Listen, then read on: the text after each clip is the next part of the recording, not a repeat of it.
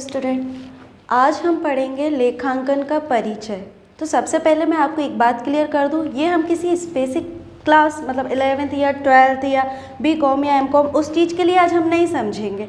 अगर हम commerce field में आए हैं, अगर हमने कॉमर्स फील्ड चूज़ की है या फिर कॉमर्स फील्ड नहीं भी चूज़ की है, तो भी हमें समझना चाहिए कि आखिर लेखांकन होता क्या है। इसको इंग्लिश में बोला जाता है अकाउंटिंग। हिंदी में बहुत कम लोग समझते हैं और इंग्लिश में बहुत जल्दी समझ में आता है कि अकाउंटिंग। ठीक, तो हम पढ़ेंगे आज लेखांकन एक परिचय, मतलब हम इसकी पूरी चीज़ पढ़ेंगे कि लेखांकन आखिर होता क्या है। ठीक, चलिए सबसे पहले मैं एक बात क्लियर कर दूं आपको कि देखो, लेखांकन करने की ज़रूरत हमें कहाँ पड़ेगी, क्यों पड़ेगी। देखिए, लेन देन तो पुराने ज़माने में भी होता था, जहाँ हम बोलते थे कि विनिमय हो रहा है। वो एक बात अलग थी कि हम कुछ वस्तु के बदले में कुछ वस्तु लेना या देना करते थे। लेकिन धीरे धीरे जब हम प्रोग्रेस करने लगे, धीरे धीरे मुद्रा आई, मुद्रा में वस्तुओं का लेन देन होने लगा। ऐसी स्थिति में क्या होता था कि बहुत टाइम पुराने से ही लेखांकन हमारा बहुत टाइम पुराने से ही चल रहा है। ऐसा नहीं कि हम किसी नए चीज़ को आज पढ़ रहे हैं। ठीक, ये बहुत टाइम पहले से ही चला, लेकिन पहले इसका तरीका कुछ और था, प्रक्रिया कुछ और थी। आज इसका तरीका कुछ और है और प्रक्रिया कुछ और है। टाइम के हिसाब से या हम बोले शताब्दी के हिसाब से ये हमारा क्या हुआ, धीरे धीरे प्रोग्रेस होती गई चीज़। पहले के टाइम में क्या करते थे कि जब भी कोई आप एक चीज़ ध्यान रखना कि जब हम कोई मुद्रा या अशर्फियों का विकास नहीं हुआ था, उसके पहले हम जो भी हमारी ज़रूरत का सामान था तो वो हम क्या करते थे, लेते थे, और जो सामने वाले की ज़रूरत का सामान रहता था हम उसको क्या करते थे, देते थे। तो एक्सचेंज करते थे अपनी अपनी ज़रूरत के सामान को। तो वहाँ पे भी हमारा क्या होता था, लेखांकन तो होता ही था, हिसाब तो इंसान रखता ही था ना कि हमने क्या दिया क्या लिया। ठीक, हमें कितना और लेना है कितना और देना है, ये सारी चीज़ें हम भूल ना जाएं, तो वो हिसाब रखते थे। धीरे धीरे अशर्फियाँ, अशर्फियों के बाद क्या आई, मुद्रा आई।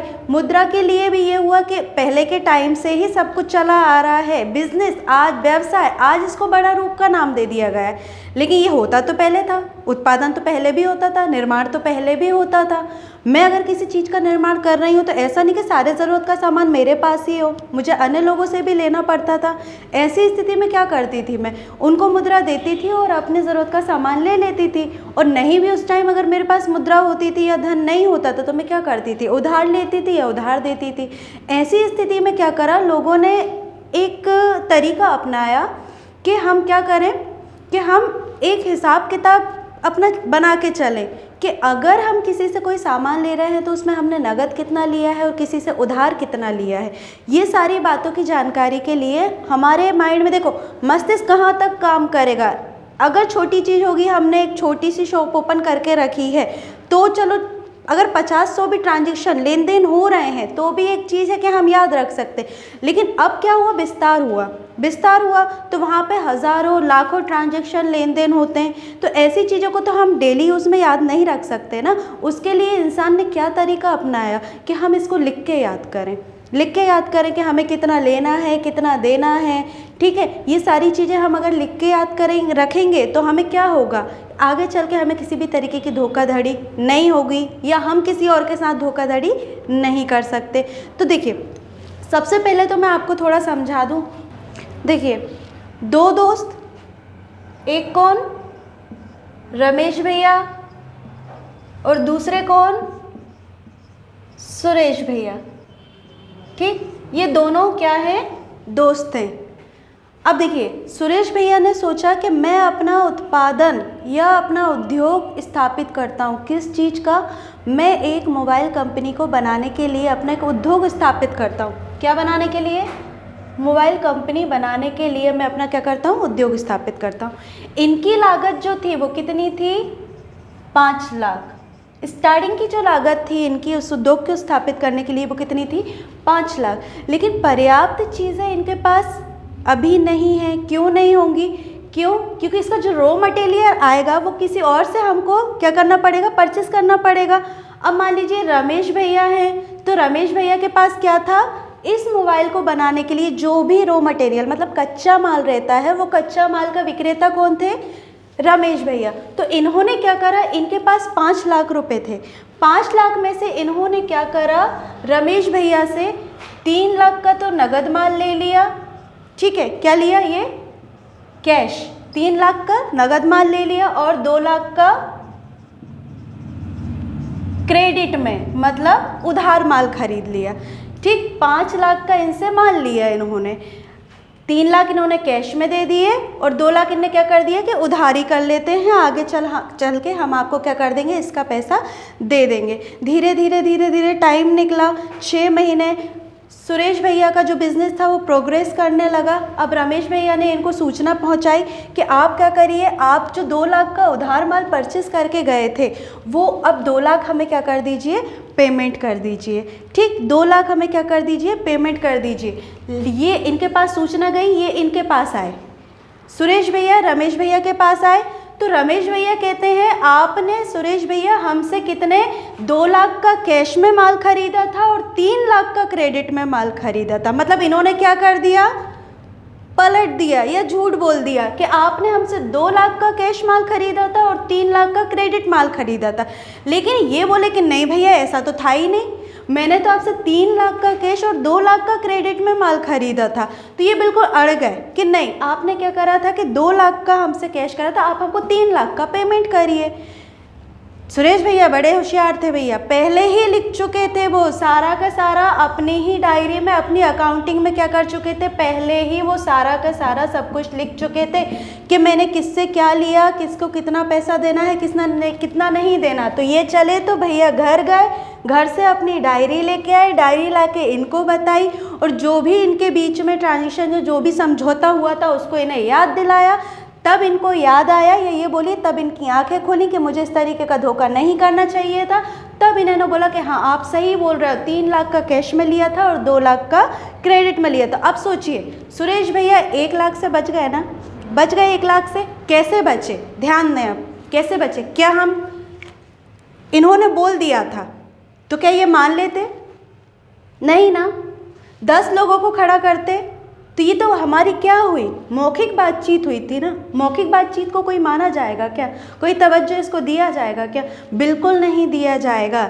लेकिन अगर लिखा हुआ रिटर्न में है तो उस चीज़ को कोई झुठला नहीं सकता है। इसी बात को सोचते समझते प्रोग्रेस हुआ, धीरे धीरे सब लोगों ने ये चीज़ समझी कि हमें हर चीज़, मुद्रा का जो लेन देन है अपने व्यवसाय में, उस मुद्रा के लेन देन के लिए हमें क्या करना चाहिए, हमें लेखांकन, लेख प्लस अंकन, क्या लेख प्लस अंकन, इन दोनों शब्दों से ही मिलकर क्या बना है, लेखांकन। मतलब लिखना, क्या लिखना, अंकन मतलब अंकों को लिखना, क्या करना, अंकों को लिखना। जो भी मुद्रा में हमारा ट्रांजैक्शन या जो भी लेन देन होगा उसकी हम अगर किसी भी तरीके की कोई लेख गणना करते हैं तो वो हमारा लेखांकन के अंतर्गत वो कार्य शामिल होता है। ठीक, अब इससे एक और चीज़ समझ में आई हम लोगों को, बहुत पुरानी कहावत है, बहुत पुरानी कहावत है कि पहले लिख पीछे दे, भूल पड़े कागज़ से ले।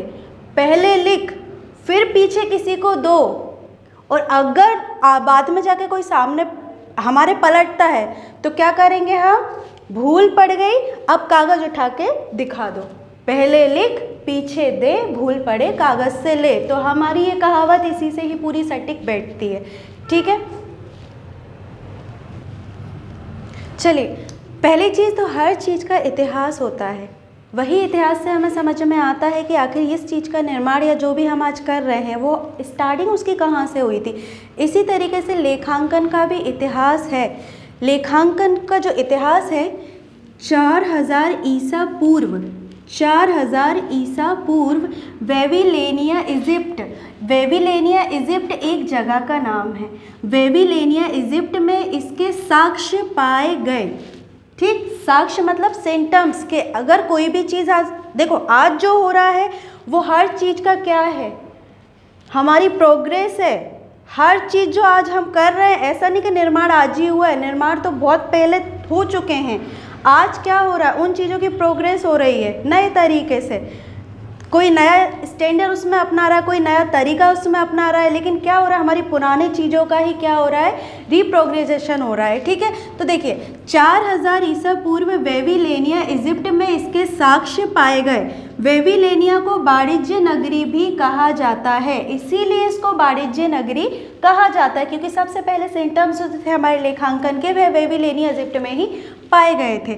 वहाँ अपने लेन देन को मिट्टी की पट्टियों पर लिखा जाता था। अब ध्यान दीजिए, आज तो हमारा मॉडर्न ज़माना है, कंप्यूटर पे कर रहे हैं, मोबाइल पे कर रहे हैं, ठीक है, हम अपने खाता बहियाँ वगैरह रखते हैं, लेकिन उस टाइम में ऐसा कुछ नहीं था।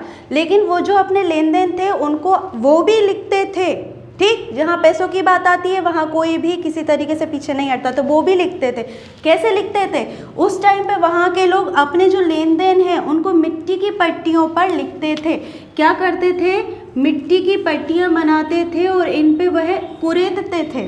कुरेद के अपने क्या करते थे, जो भी उनके ट्रांजैक्शन है उनको ऐसी मिट्टियों की पट्टी पे लिखा करते थे। ये क्या है? हमारा लेखांकन का इतिहास है।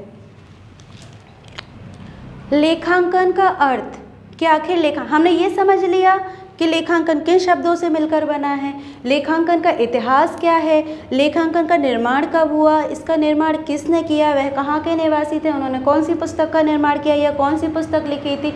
लेकिन जब हमें अगर एग्ज़ाम में कुछ आता है और अगर हमने कॉमर्स लिया, ठीक, कोई हमसे पूछ ले कि बताइए लेखांकन का अर्थ है क्या, तो हम क्या बताएंगे? उस चीज़ को समझने के लिए हमें ये चीज़ समझनी पड़ेगी। देखिए, लेखांकन एक ऐसी प्रक्रिया है, तो सबसे पहले आप ध्यान रखिए यह प्रक्रिया है। प्रक्रिया का क्या मतलब होता है? कंटिन्यू चलने वाली प्रोसेस, ठीक, ऐसा नहीं कि एक बार हमने कर लिया और बात ख़त्म हो गई। लेखांकन एक प्रक्रिया है, यह कंटिन्यू चलती रहती है ये प्रक्रिया, ठीक, जिसमें मौद्रिक लेन देन केवल और केवल क्या?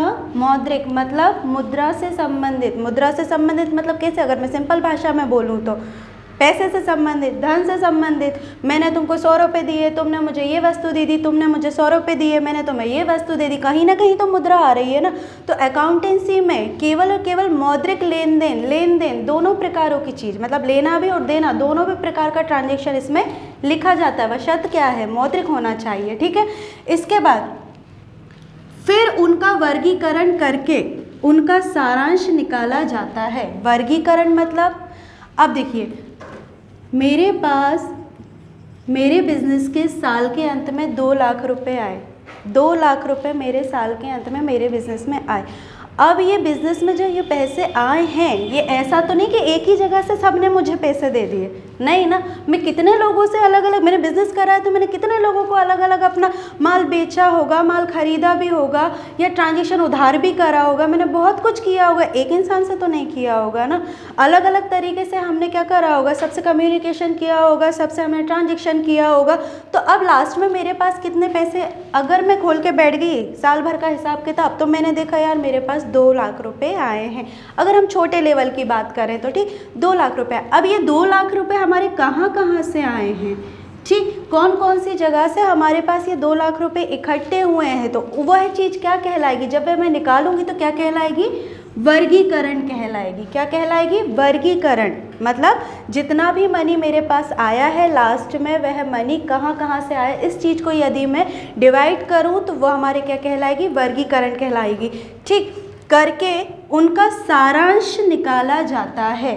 ठीक, सारांश मतलब एक मेरे पास अंश है, अगर मेरे पास एक कोई अंश है तो वह पूरी तरीके से क्या उसका एक स्ट्रक्चर निकल के आ रहा है, तो सारांश निकाला जाता है, फिर परिणाम प्राप्त किए जाते हैं। अब हम पूरा ध्यान से समझ लें इसको। लेखांकन एक ऐसी प्रक्रिया है, कंटिन्यू चलने वाली प्रोसेस चलती रहती है, जिसमें मौद्रिक लेन देनों को सर्वप्रथम लिखा जाता है। सबसे पहले मौद्रिक लेन देनों को ही लिखा जाता है, और मैं तो कहती हूँ केवल और केवल मौद्रिक लेन देनों को ही लिखा जाता है। फिर उनका वर्गीकरण किया जाता है, मतलब ये जो मौद्रिक हमारे पास ट्रांजेक्शन हुआ है या हमारे पास कुछ आया है, तो वह कहाँ कहाँ से आया है उसका हम क्या करेंगे? वर्गीकरण करेंगे। ठीक, करके उनका सारांश निकाला जाता है, और फिर अंत में क्या करेंगे? हमारे पास 2 लाख तो आया है, लेकिन इस 2 लाख में से हमारे पास जो नेट प्रॉफिट है, मतलब हमारा शुद्ध लाभ जो है, जो हमें बचत हुई है, वह परिणाम निकाले जाते हैं। ठीक है।